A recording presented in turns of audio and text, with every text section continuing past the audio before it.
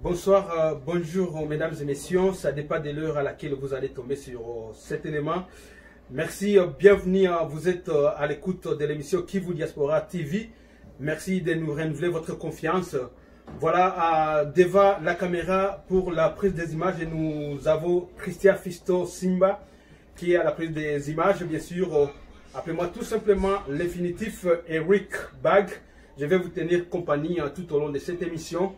Voilà, comme vous l'avez déjà remarqué, ce soir, l'émission Kivu Diaspora TV va recevoir l'homme de Dieu, monsieur pasteur Polydoro, avec qui nous allons débattre quelques sujets. Notamment, nous allons parler sur les comportements de certains hommes de Dieu, sans toutefois terminer cette émission, sans bien sûr parler de la situation actuelle. Vous savez, la pandémie qui ravage un peu le monde, voilà, nous allons en parler avec lui ce soir. Mais rapidement, nous allons déjà devoir commencer. Bonsoir, monsieur Polydor. Bonsoir, monsieur Eric. Voilà, merci beaucoup. Je ne sais pas, vous allez vous présenter en large parce que je ne sais pas si je vais vous appeler l'évangéliste, l'homme de Dieu, pasteur. Vous allez juste nous faire une petite biographie de votre part avant peut-être de démarrer avec cette émission. Non, je suis monsieur Elion Noah Polydor Saïd Mungalukia, pour bien préciser que je suis du Congo, de l'Est, et marié, père de 5 enfants. Donc, je suis là au service du Seigneur. Voilà, merci beaucoup. Vous êtes au service du Seigneur. Donc, je vous appelle tout simplement l'homme de Dieu ou évangéliste ou pasteur. Vous savez, ce sont que des titres. Pasteur, évangéliste, ce sont des titres évangéliques que des hommes de Dieu doivent exercer. Mais ce ne sont pas des titres comme des qualités d'avoir comme directeur, PDG. Tu peux m'appeler tout ce que tu veux. Je suis qu'un serviteur de Dieu que Dieu a choisi pour son peuple. Voilà, merci beaucoup. Nous sommes avec l'évangéliste Polydor Saïdi, comme il a bien dit. Voilà, nous allons bien sûr démarrer avec lui dans cette émission. L'évangéliste Polydor Saïdi, c'est un Congolais, bien sûr, c'est un Américain originaire du Congo. Voilà, nous sommes en direct de Boston, Massachusetts, avec qui nous allons bien sûr développer quelques sujets, comme je vous l'ai dit tout au début de cette émission. Voilà, Polydor Saïdi, je voulais tout d'abord savoir, mais je vais vous dire une chose. Vous savez que notre pays, c'est un pays un peu qui a une diversité de langues. Vous sentez-vous libre, allais-je dire. Vous pouvez parler en Swahili, Lingala, français. Sentez-vous donc à l'aise. Voilà, je sais qu'il y a un nombre déjà qui est en train de nous suivre en ce moment. Voilà, vous avez commencé à exercer votre métier évangélique ici aux États-Unis ou depuis le Congo? Bon, pratiquer en large, c'est ici aux États-Unis depuis 2013, mais je suis chrétien pratiquant depuis ma naissance, depuis mes parents, donc voilà. Voilà, merci beaucoup depuis votre naissance, ça c'est bien. Vous savez, vous avez commencé à pratiquer ce métier depuis les États-Unis. La plupart des gens, la plupart des pasteurs, les hommes de Dieu, ils ont un parcours, bien sûr.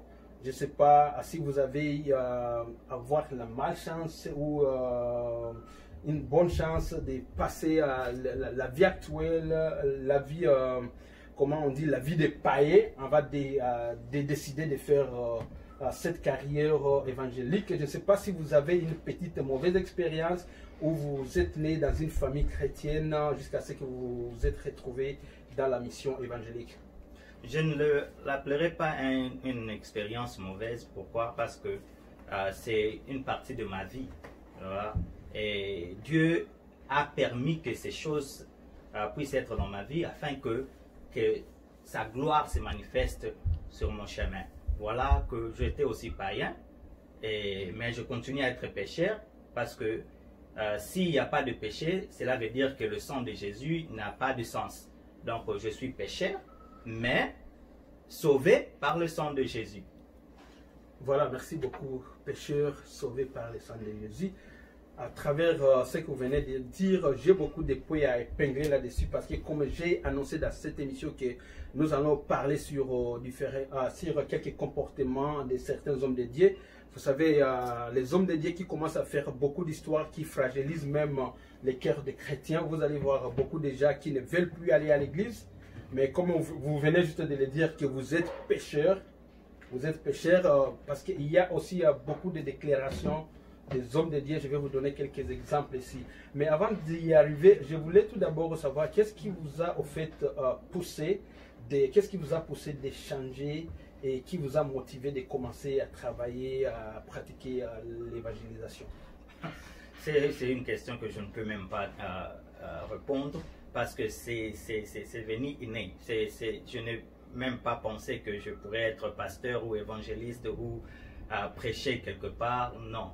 Ça n'est que venu sur moi et le flamme du Saint-Esprit s'est manifesté afin que je me suis retrouvé, commencer à prêcher, à parler de la parole de Dieu et de l'expérience entre ma relation et Jésus-Christ. Voilà, merci beaucoup. Dans le même angle d'idée, comme je vous ai dit que le sujet de ce soir, nous sommes en train de parler sur le comportement de certains hommes de Dieu. Chaque fois, je me documente sur différentes raisons, bien sûr, les social media. Je suis souvent les Facebook et les YouTube par-ci, par-là. Et j'ai quelques questions à vous poser là-dessus. Et je vous ai choisi parce que moi-même, je vous connais très bien. Vous avez même été mon parrain de mariage et j'en suis vraiment très fier. En passant, je dis salut à maman Martha Polydor Saïdi qui nous suit en ce moment du côté de Boston, bien sûr. Voilà, pasteur Polydor Saïdi. Voilà, moi-même, je suivais un élément. Je ne sais pas si vous avez eu la chance de suivre cet élément. Je suivais, bien sûr, pasteur Francis Tatou. Je ne sais pas si vous connaissez le pasteur Francis Tatou. C'est un ami à moi. Oui. C'est un ami à vous. Alors, je suivais un élément sur YouTube avec Fali Ipupa. C'était vraiment live et ça se trouve partout dans les social media. Et je crois que Francis Tatou, c'est un grand prophète, comme on le dit. Mais avec les musiciens profanes et les musiciens de ce monde, il y a beaucoup de gens qui se posent pas mal de questions. Et je lisais même des commentaires sur ce post-là. Francis qui faisait une vidéo avec Fali Ipupa, des histoires. Et puis Fali Ipupa qui disait dans cette vidéo que ça c'est un grand prophète, na bois qui est na chanson. C'est un moment que Zoé a bois qui prophète Francis. Alors les gens commencent à dire que Francis ce n'est pas un mot pasteur, il ne peut pas fréquenter les gens comme ça. Je ne sais pas si vous avez quelque chose à dire là-dessus. Est-ce que les gens qui commentaient négativement, ils ont tort ou qu'est-ce que vous pouvez en dire? Alors, moi, je ne suis pas là pour juger les uns ou les autres ou faire voir aux gens comme si moi je connais mieux que les autres. Mais si nous allons dans la parole de Dieu, dans Matthieu 9, lisons pour être vraiment précis. Matthieu 9, de 10 à 13. C'est une histoire. Hein? C'est juste une histoire de Jésus-Christ. 10 à 13. Okay. Je vais lire au nom de Jésus-Christ de Nazareth. Comme Jésus était à la table dans la maison, beaucoup de collecteurs des impôts et de pécheurs virent se mettre à la table avec lui et avec ses disciples. Le pharisien virant cela et dira à ses disciples, « Pourquoi votre maître mange-t-il avec des collecteurs d'impôts et de pécheurs ?» Mais Jésus qui avait attendu leur dit, « Ce n'est pas le bien portant qui ont besoin de médecins, mais le malade. » Voilà. Donc nous voyons l'histoire ici, c'est Jésus. Jésus est parti chez un collecteur d'impôts. Si nous voyons entre pharisiens, il y a une différence entre pharisiens et collecteurs d'impôts. Pharisiens étaient des gens qui étaient religieux, qui suivaient la parole de Dieu, qui suivaient la loi que Dieu a donnée à Moïse. Et les collecteurs d'impôts, nous le savons, qui étaient de pécheurs, des voleurs. Voilà. Mais il est allé manger avec ces collecteurs d'impôts. Parce qu'il n'était pas venu pour des gens qui étaient déjà guéris ou qui étaient déjà sauvés. Mais il était venu pour des pécheurs afin que des pécheurs soient sauvés. Donc moi, je ne suis pas là pour dire que si Tatou est bon ou il est mauvais. Mais la parole lui-même le dit. Merci. Je ne suis pas pour moi expert dans la matière biblique. Mais comme vous venez juste de le dire, donc Tatou, être tout proche de Fali Ipupa, c'est peut-être dans une mission de l'échanger un jour, de laisser la musique profane, si je peux le dire, parce que Fally Ipupa, c'est un artiste vraiment qui est trop populaire en Afrique. Alors, quand les gens disaient que, qu'est-ce que je peux dire, quand Fally disait qu'il va chanter Francis dans l'une de ses chansons, est-ce que pour les serviteurs de Dieu, est-ce que c'est tolérable ou quoi? Qui est un vrai serviteur de Dieu d'après vous?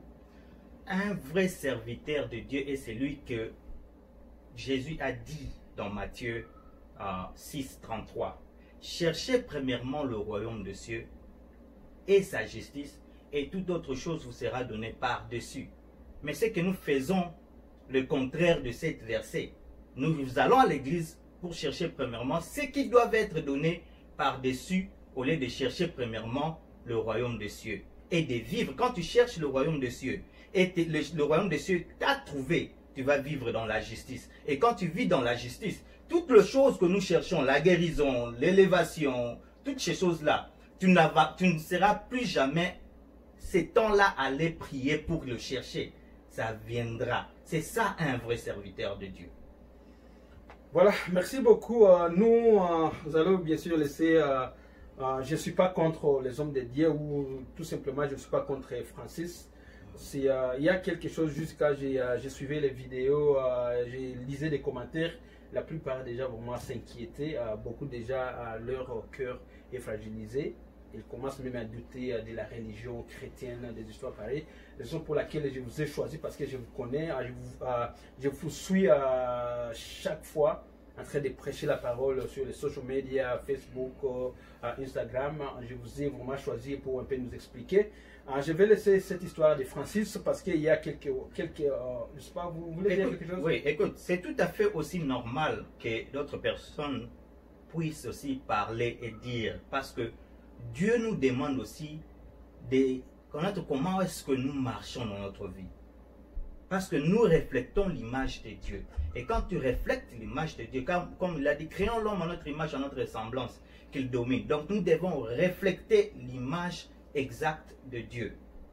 Donc voilà pourquoi aussi il y a des gens aussi qui se disent capables de juger de pasteur ou de parler aussi que le pasteur ne peuvent pas marcher comme ça, comme si, tu vois, c'est ça, c'est tout à fait normal, c'est pas mauvais, mais il faut savoir aussi connaître la Bible dans l'entièreté et dans l'esprit, parce que Dieu est esprit.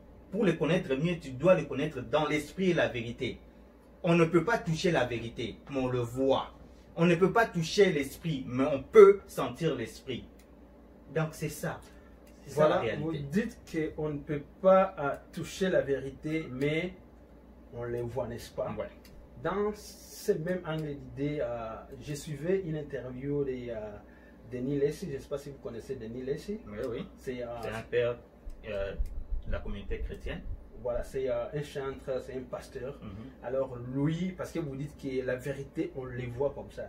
Moi, je suivais Denis Lacy dans une chaîne de télévision en déclarant, on lui a posé juste une question par rapport au comportement de certains hommes de Dieu. Bon, il y a beaucoup de vidéos, des mutakala, comme on le dit, on takalise beaucoup des chantres, des pasteurs, les évangélistes. Alors lui, il s'est permis à dire, c'est pas quelque chose que je vante, vous pouvez regarder, moi je ne voulais pas faire la publicité de cette radio, de cette télévision-là. Lui-même a dit que les hommes de Dieu, lui, il ne peut pas juger les hommes de Dieu, il ne peut pas leur contrôler, mais il peut juste leur conseiller que si vous voulez faire vos débauches, vous voulez remorquer les petites filles, allez-y, allez-y dans des hôtels, mais à condition que vous cachez votre téléphone, faites vos histoires, que le monde ne vous voit pas. Qu'est-ce que vous pouvez dire? Parce que vous dites que la vérité, on ne les touche pas, mais on les voit. Lui-même a déclaré ça sur la chaîne de télévision. Tu vois, je vais dire une chose en lingala. Bitumba ya banzoko, musha kotarangote. Ceux qui se combattent entre eux là, ce sont des grandes personnes.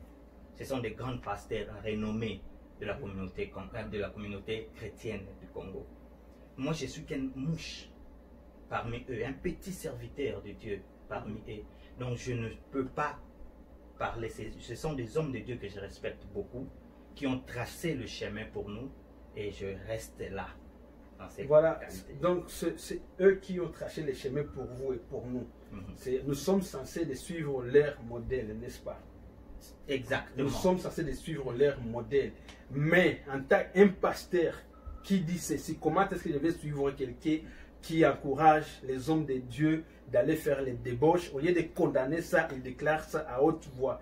Quel exemple, quel modèle? Moi, je ne peux pas suivre les gens comme ça. Et puis les gens qui ont le cœur fragile, ils ont à propos de ces genres de comportements, je ne peux pas les condamner. Donc, quand vous dites que ce sont des gens qui ont tracé les chemins, donc ils sont en train de nous conduire dans une mauvaise voie, si je peux le dire. Tu connais, je vais te dire une chose, celui-ci. Quand je dis que cherchez premièrement le royaume de cieux, et que quand tu as trouvé le royaume de cieux, tu sauras comment vivre dans la justice. Le royaume de cieux est plus que l'or. Quand tu le trouves, tu vas vendre ce qui est très cher pour toi pour acquérir ce royaume de cieux. Tu vois? Donc, pour moi, c'est comme Jésus a dit, entre argent, tu ne peux pas avoir 2 maîtres. Tu ne peux pas avoir argent et Dieu. Tu vois, 2 fois, peut-être moi aussi je ne suis pas encore arrivé là. Mais 2 fois, il y a des serviteurs de Dieu, quand il arrive dans une dimension avec de l'argent, il tombe. Pourquoi? Parce que l'argent est démoniaque. Et il préfère maintenant faire de mauvaises prophéties, faire des mauvaises histoires pour acquérir cet argent et pour dominer. Or que quand Dieu nous a dit, créons l'homme à notre image, à notre ressemblance, qu'il domine, tous ces caractères que Dieu a dit pour dominer, il n'a jamais dit de dominer un être humain exact comme nous-mêmes. Mais plutôt il a dit domine sur le poisson de la mer, sur des êtres, des animaux qu'il a créés et la surface qu'il a créée. Mais plutôt que aujourd'hui nous voyons pas tous les serviteurs de Dieu, mais plutôt nous voyons beaucoup de serviteurs de Dieu qui préfèrent maintenant avoir l'autorité sur toi parce que tu as déjà un bon travail, tu es responsable. Maintenant, il va te laver le cerveau pour dominer sur toi. Ça, ce sont des choses démoniaques que nous devons condamner. Mais pour être exact que Denis Lessy a dit ceci, et pour certaines pensées, ce sont des hommes de Dieu que je respecte beaucoup. Et je reste dans la lignée d'être le petit mouche serviteur. Voilà, c'est bien sûr compliqué. Je sais bien qu'il y a beaucoup d'autres hommes de Dieu en train de nous suivre en ce moment. C'était juste des petites questions que j'avais à vous poser, mais on n'a pas encore terminé. J'ai encore toujours le temps parce que nous sommes en train de déplorer le mauvais comportement de certains. Bien sûr. Je ne suis pas contre eux, mais ce sont des histoires qui se passent donc clairement comme ça. Alors, dans le même moment, je vais laisser cette histoire parce que je suivais, c'est un musicien chrétien aussi qui était invité sur une chaîne de télévision à Kinshasa. Lui aussi, on lui a posé presque les mêmes questions. On lui a posé des questions. Est-ce que c'est permis à un homme de Dieu de divorcer? C'est toujours parmi les comportements. Parce que la Bible nous dit que la Bible nous dit que je crois un homme de Dieu. Je ne suis pas vraiment mûr dans la matière biblique, mais moi je suis chrétien, je suis la parole des fois, mais vous exercez la parole quoi. Ce musicien lui aussi a dit que les hommes de Dieu ils sont libres de divorcer s'ils veulent. Donc le divorce n'est pas fait juste pour les païens, mais le divorce est fait pour tout le monde. C'est ce qu'il a dit. Dans ce même angle d'idée, j'ai fait un peu des recherches. Parce que j'ai suivi aussi pasteur Marcelo aussi qui a essayé un peu d'encourager. Lui aussi, dans ces mêmes sujets-là, des divorces pour les hommes de Dieu. Lui, il a dit qu'un homme de Dieu aussi peut divorcer s'il se trouve menacé dans son foyer. Si il a une vie menacée, donc il est libre de divorcer et de prendre une femme avec qui il peut avoir le bonheur du monde. Et donc, pour vous, vous encouragez ça ou vous avez juste un petit commentaire là-dessus? Premièrement, je veux dire ceci, que la Bible n'a pas dit qu'il ne faut pas divorcer. Quand Dieu a donné de loi à Moïse, et Moïse, il y a certaines lois que Moïse a établies aussi pour ne pas être lapidé. Pour dire que ce sont des lois aussi qui ne sont pas venues directement de Dieu. Il y a certaines lois qui sont là, il y a 600 quelque chose lois, 600 quelque chose, il n'y a pas seulement 10 commandements, il y a 600 quelque chose lois. Et dans cette prétexte-là, dans cet caractère-là, nous devons connaître que Dieu n'a pas dit que ne faut pas divorcer. Il y a des choses que nous donnent des directives que non, pour dire aux gens, écoutez, ce mariage ne va pas marcher. Par exemple, je vous donnerai un exemple.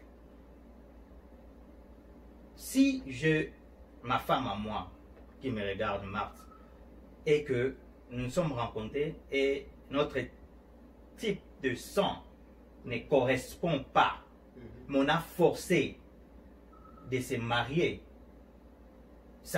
notre mariage doit être au caractère de ne plus avoir des enfants.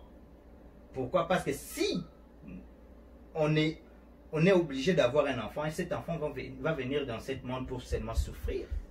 Pourquoi? Par exemple, peut-être l'enfant serait SS ou AS. Donc, ce sont des choses que nous devons savoir que il y a dans la Bible, dans Proverbe 24, ça nous démontre que le mariage, ce n'est pas seulement l'amour. Oui, c'est l'amour, mais ce n'est pas seulement l'amour. La première des choses, c'est la sagesse. La deuxième, c'est la science, la connaissance. Et la troisième des choses, c'est la compréhension. Donc, si tu as la sagesse, tu vas savoir comment bâtir ta maison. Et si tu as la connaissance, tu vas connaître comment vivre dans le mariage et comment vivre dans cette relation. Et si tu as cette compréhension, tu comprendras ta femme ou ton partenaire pour connaître qu'est-ce que cette personne aime, qu'est-ce qu'il n'aime pas, comment faire s'il est frustré, afin qu'il soit descendu et le rendre encore joyeux. Donc ce sont des choses qu'il faut comprendre dans le mariage. Ce n'est pas seulement l'amour. Oui, c'est l'amour, mais ce n'est pas seulement l'amour. Parce que si c'était seulement l'amour, mais on n'aura pas de divorce. Ok, ça c'est notre sujet. Ça c'est notre sujet, bien sûr, comme nous sommes toujours dans les comportements des hommes de Dieu, parce que les divorces, comme tout le monde le sait, n'est pas permis pour les hommes de Dieu comme nous autres, nous le savons. Oui, ce n'est pas permis, pour ne pas te couper, s'il te plaît. Ce n'est pas permis juste parce que il y a des comportements que nous devons vivre avec, afin que ces gens, ces bergers que nous conduisons, puissent aussi être que nous soyons des exemples pour eux. Pour être des exemples, donc je dois me limiter dans certaines choses que je ne dois pas faire. Ok, merci beaucoup. Nous allons terminer par cette dernière question sur le comportement des hommes de Dieu. Ça vient de tomber ce que vous venez de dire. Donc, vous êtes, donc nous sommes, vous êtes donc les guides, quoi. Nous devrons suivre votre exemple. Dans ces mêmes angles d'idées, nous allons parler sur l'histoire de Mike Kalambayi et son épouse. Vous connaissez bien sûr, c'est quelque chose qui a fait bouger le monde. On en parlait un peu partout sur la communauté congolaise. Mike Kalambayi, c'est un pasteur pour le moment. Il dirige une église au niveau de Kinshasa. Il s'est séparé avec sa femme. Je crois qu'ils sont dans le parcours de divorce, je ne me trompe pas. Et puis, vous connaissez l'histoire, j'espère. Peniel, qui a fait les lives il n'y a pas longtemps, qui a lancé un fonds. Appel des fonds pour soigner leur dernier fils. C'est une femme d'un pasteur.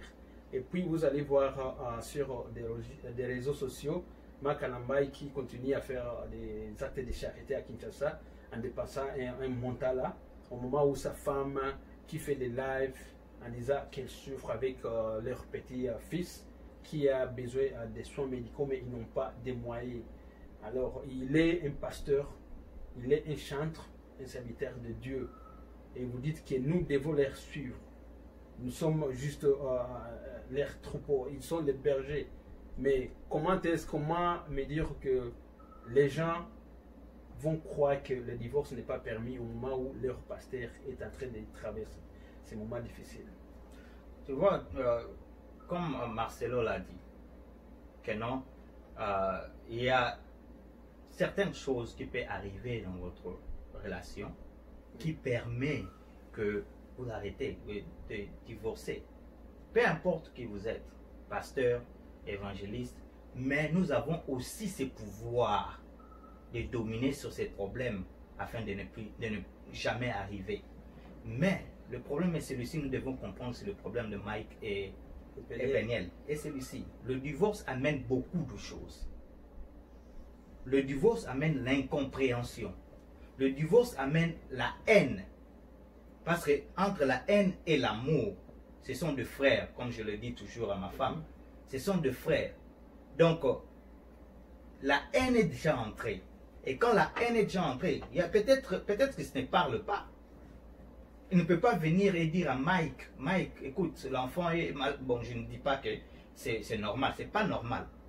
Il pouvait ou bien envoyer quelqu'un dire aussi à Mike, même si ce n'était pas lui-même qui devrait le dire. Mais ça vous interrompt, je crois qu'ils ont des parrains, ils ont des parents. Pourquoi Peniel se permettre de faire un live en demandant les fonds pour soigner l'enfant? Je ne veux pas entrer dans le fond du chose, parce que je ne sais pas. Je ne suis pas de leur famille, je ne suis pas de leur relation. Je ne connais même pas, je connais Mike seulement la télévision. Je ne connais pas Mike, je n'ai jamais vu Mike en personne comme ça. Voilà. Mais le problème est celui-ci, que nous devons savoir que le divorce amène beaucoup de choses. Beaucoup de haine. Peut-être qu'ils ne se parlent pas. Peut-être qu'elles disent que non, chacun d'eux disent que non, je ne peux même pas appeler cette personne pour lui demander quelque chose. Et peut-être ça l'a poussé d'aller faire cet acte-là. Parce qu'elle avait aussi besoin de sous pour traiter l'enfant.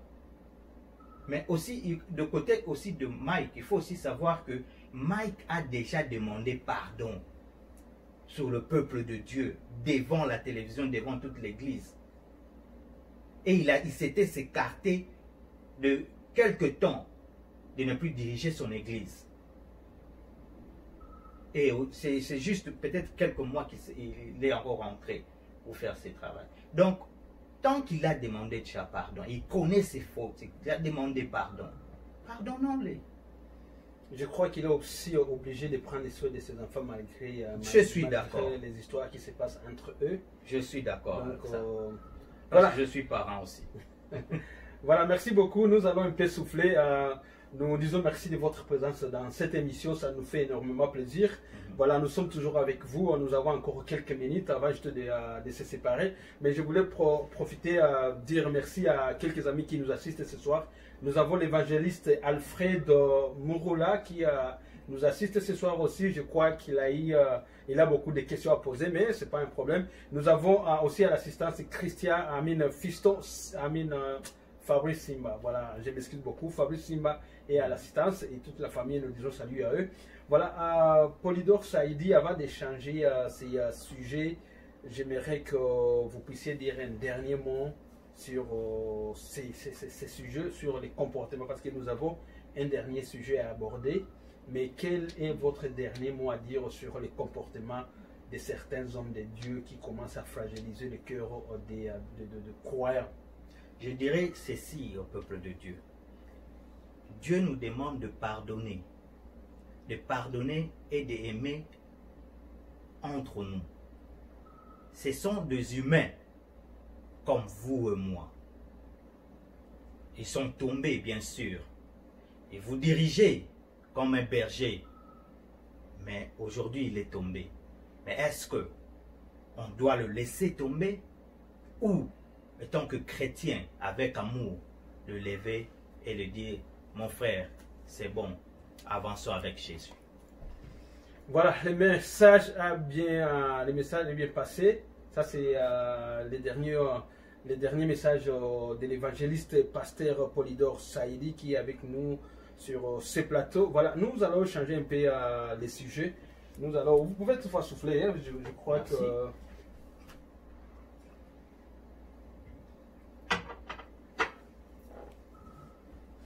Voilà, merci beaucoup, on continue toujours. Nous sommes toujours dans une vibration dominicale, nous sommes un dimanche soir à Boston, parce que nous sommes en direct de Boston. Et nous disons, je crois il est déjà minuit en Afrique, en Europe. Je crois, oui. Voilà, vous nous suivez, nous disons salut à vous. Voilà, pasteur Saïdi, dans votre introduction, si je ne me trompe pas, vous avez dit que vous êtes ressortissant du Congo, vous exercez les métiers évangéliques. Et aussi, je ne sais pas si c'est moi qui vous connaisse comme ça, un infirmier. Vous avez dit ça dans votre introduction parce que j'ai une petite question, ce qui concerne bien sûr la maladie qui ravage le monde sédentaire. Je crois que vous êtes un infirmier, si vous l'avez bien dit dans votre introduction, je ne me trompe pas. Oui, je travaille en tant que corps médical. Oui. Voilà, rapidement, nous allons entrer déjà dans ces sujets-là. Vous connaissez bien la pandémie qui ravage un peu le monde. Vous savez, nous sommes dans une crise mondiale sur le Covid-19. Ça se passe, ça existe. Mais j'ai quelques questions à vous poser. Depuis tout ce temps-là, tout d'abord, avant peut-être de prendre un peu les détails. Ou disons, vous allez nous dire ce que vous pensez sur ça juste après.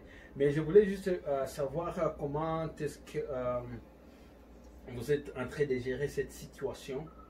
Vous travaillez dans un hôpital, vous avez une famille, vous vous rencontrez avec des malades de Covid-19. Est-ce que c'est facile pour vous? Est-ce que ça ne dérange pas la famille? Je dirais ceci, que le coronavirus est vrai.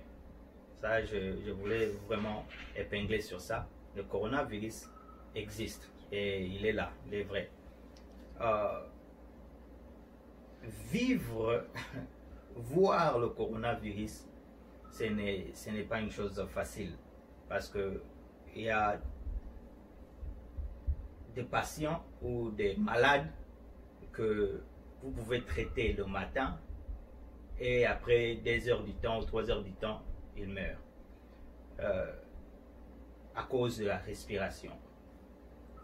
Et j'aimerais vraiment bien préciser que nettoyer vos mains, porter le cache-nez, et s'il n'y a pas l'importance de sortir, restez à la maison. Votre question était... Voilà, nous sommes toujours dans le cadre médical. Vous venez chez de donner un conseil en disant qu'il faut se laver les mains, porter le cache-nez, les histoires. Nous allons, je crois que cette précaution, ça marche bien ici aux États-Unis et en Europe, mais parlons un peu de l'Afrique. Est-ce que vous croyez que c'est facile pour... Nous allons parler en particulier du Congo parce que nous sommes Congolais et nous savons la situation de notre pays. Les gens n'ont pas de l'eau en permanence. Quand vous dites qu'il faut se laver les mains régulièrement, il y a des gens même qui n'ont pas de l'eau. Vous voyez, ça existe au Congo. Les gens, pour avoir les moyens d'acheter les cash, n'ont pas ces moyens. Qu'est-ce que vous en dites? Qu'est-ce que vous en dites pour ces gens pareils? Vous savez une chose, c'est que le Congo ou l'Afrique, ce n'est que Dieu qui protège ces pays.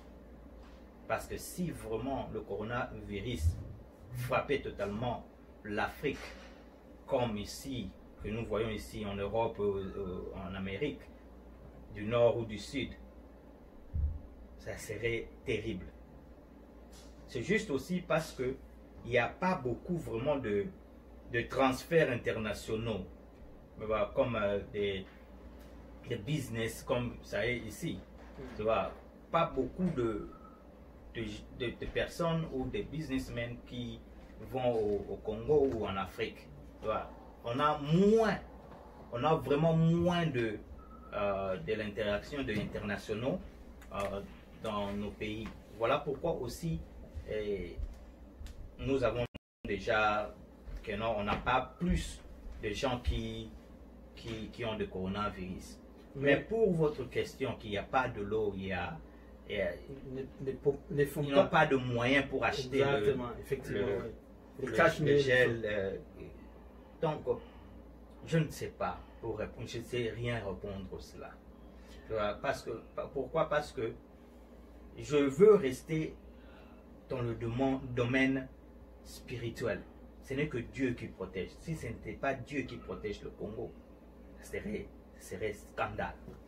Voilà, bien sûr, comme vous le dites, mais vous êtes d'accord que le corona existe en Afrique, n'est-ce pas? Oui, totalement. Ça existe partout. Ça existe partout, mais les gens craignaient que si une fois ces virus arrivés en Afrique, les gens vont mourir comme des insectes comme ça, mais nous sommes tous étonnés parce que les virus existent au Congo, mais les gens qui continuent à... Il n'y a pas le social distancing, je ne sais pas comment appeler ça en lingala, en français, en swahili, peut-être dire ça. Il n'y a pas cette mesure de précaution parce que les gens se fréquentent toujours. Les gens se touchent, mais les gens ne meurent pas comme on croyait. Ça, c'est la gloire de Dieu, comme vous le dites. Yes. Maintenant, j'ai une petite question là-dessus. Vous savez, ici, il y avait des précautions qui ont été prises.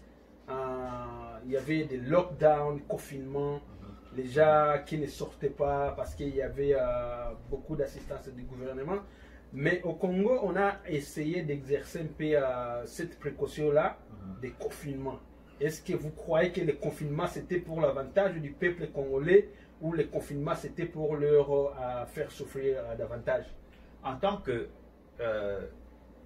corps médical, je dirais que c'est bien de confiner. C'est mieux de confiner pour ne pas avoir beaucoup plus des problèmes sur le coronavirus.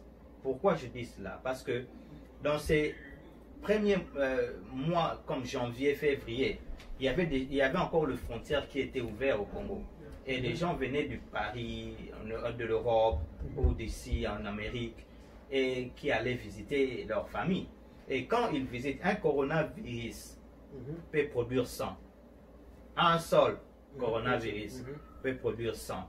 Écoute, maintenant que si on n'a pas confiné et où on n'avait pas fermé des frontières, ça serait scandale au Congo. Parce que pourquoi? Premièrement, il n'y a pas de moyens. Il n'y a pas de moyens pour le gens pour aller à l'hôpital. Le gouvernement ne paye pas. Voilà. Il n'y a pas de boulot. Pour avoir, il n'y a pas de l'eau, il n'y a pas de l'électricité. Et donc on devrait vraiment fermer ces frontières. Quand vous dites que c'était très important de confiner les gens au Congo, n'est-ce pas? Et vous venez de dire qu'il n'y a pas d'électricité, il n'y a pas de l'eau, et les gens vivent au taux du jour. Parce que les gens réclamaient, il y avait toujours des marches au Congo, la population qui réclamait qu'on puisse leur laisser libre d'exercer leur métier. Parce qu'eux, ils vivent au taux du jour. Et puis vous vous dites que c'était très important. Voilà pourquoi je dis que c'était très important en tant que corps médical. Donc c'était très bien de le faire. Mais comment on n'est pas multiplier le nombre de coronavirus. Les virus, mais maintenant ils vont mourir de faim. Comment est-ce que ça maintenant c'est le problème du gouvernement. Comme ici, par exemple, ils ont fait cela, mais ils ont donné de l'argent au peuple, au petit peuple, pour survivre. Ils ont parlé à tout le bailleur ou à tout le responsable ou propriétaire de la maison de ne pas demander le loyer. Tu comprends? Mais ce sont des choses que le gouvernement aussi devrait le faire. Ça, c'est le côté gouvernement. Mais le confinement ou fermer des frontières, c'était une bonne décision. C'est une bonne décision. Enfermer les gens dans les maisons, je ne crois pas que c'était une bonne décision au niveau du Congo parce que vous ne pouvez pas me dire laisser quelqu'un dans la maison pendant un mois, 2 mois. il n'a pas de l'eau, il n'a pas l'électricité, il n'a rien à manger. Donc aussi, il faut savoir que le confinement ne disait pas qu'il reste à la maison et ne sort pas dehors. Non, il disait que le business sont fermés et faire la distanciation, donc avoir le mail, se laver, tu vois, ces choses-là. Mais il y avait plus, il y a toujours pas de travail au Congo. Il n'y a toujours pas de travail. Je suis d'accord avec vous que le Congo vive au taux du jour. Ça, je suis totalement d'accord. Voilà. Mais voilà pourquoi je dis que c'est le problème du gouvernement. C'est le gouvernement qui devrait. Tu sais, en Nigeria, en Nigeria, on a donné $150 au petit peuple. Ouais, au petit peuple. Tu vois, je ne suis pas ici pour critiquer le gouvernement congolais. Non, il faut le critiquer. Mais je dis seulement comme conseil que non, s'il y a ce genre de choses, donne au moins un petit peu à ces peuples afin de survivre un peu.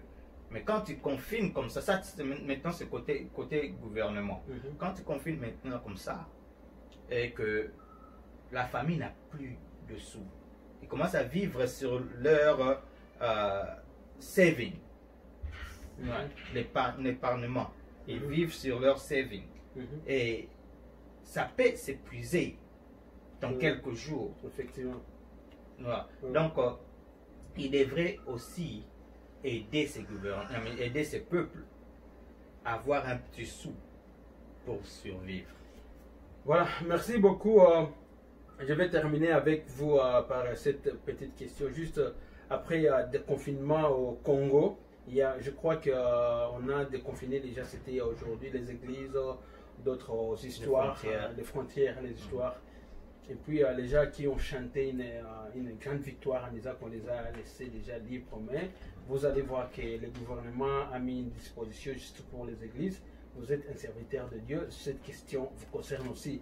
Parce que les gens qui disaient que comment expliquer, parce que j'ai suivi que le gouvernement congolais va déployer les policiers à toutes les églises pour contrôler s'ils respectent les mesures d'hygiène. Alors les gens, les chrétiens qui complainent comment expliquer, ils vont mettre les policiers à l'église au moment où il y a des bars, des boîtes de nuit, au moment où là, les gens sont très serrés, ils s'embrassent n'importe comment. Comment est-ce que vous trouvez cette petite comparaison? Les policiers à l'église, mais les boîtes de nuit, pas de mesures de précaution. Tu vois, ici c'est tout à fait normal ici, par exemple, que nous ne voyons pas de policiers à chaque fois. Voilà. Mais au Congo, la plupart de nous sommes des têtus. Vous comprenez? On a des difficultés à comprendre certaines choses quand on ne voit pas. On est comme des tomates, comme on dit Thomas. Je dois voir cela pour accepter. Si tant que je n'ai pas encore vu ces maladies coronavirus, je dirais que ça n'existe pas. Voilà pourquoi il devrait aussi mettre ces mesures, afin que les églises, les hôpitaux, toutes, même des entreprises, respecter ces choses. Prendre des températures, laver les mains, seulement pour être du côté safe, comme on dit en anglais. Voilà, merci beaucoup à Pasteur Polydore Saïdi. C'était des petits points qu'on avait aujourd'hui. Nous allons terminer avec vous. Mais je voulais savoir, qu'est-ce que vous avez une leçon que vous avez tirée là-dessus. Vous êtes dans les files médicales, vous êtes évangéliste, vous êtes un homme de Dieu.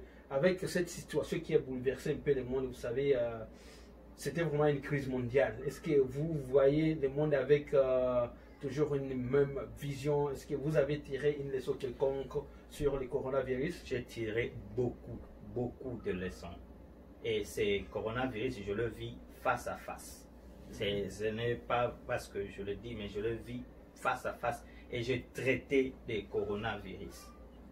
Et donc ça m'a changé ma façon de vivre, ma façon quand je rentre du travail, comment il faut être pour protéger ma petite famille, comment vivre avec mes parents, avec mon entourage. Donc ça m'a totalement changé, quoi. Ça vous a changé. Merci beaucoup. Nous allons terminer avec vous. Nous disons également merci et salut à Yemery Patro et toute sa famille. Bertha Yego, vous nous suivez en ce moment. Je n'ai pas oublié ma femme propre, Santa, avec les enfants à la maison. Vous nous suivez également. Santa. Oui, salut à vous. Voilà, pasteur, vous avez un dernier mot à dire parce que nous sommes pratiquement à la fin de cette émission. Si vous avez un dernier mot, ça va. Si vous voulez faire une petite dédicace, c'est notre culture congolaise, ce n'est pas un problème. Je dirais ceci au peuple chrétien, que Jésus est là à la porte pour vous accepter et entrer dans sa famille. Juste prie après moi. Dis seulement cette prière, que Seigneur Jésus, je t'accepte aujourd'hui de devenir mon Seigneur et mon Maître. C'est tout. Et Jésus va venir et vivre avec toi. Et que Dieu vous bénisse. Voilà, merci beaucoup. C'était juste ça. J'ai dit merci de nous avoir suivis. J'espère bien qu'on va se retrouver très prochainement pour un nouveau numéro. Au revoir et à très bientôt.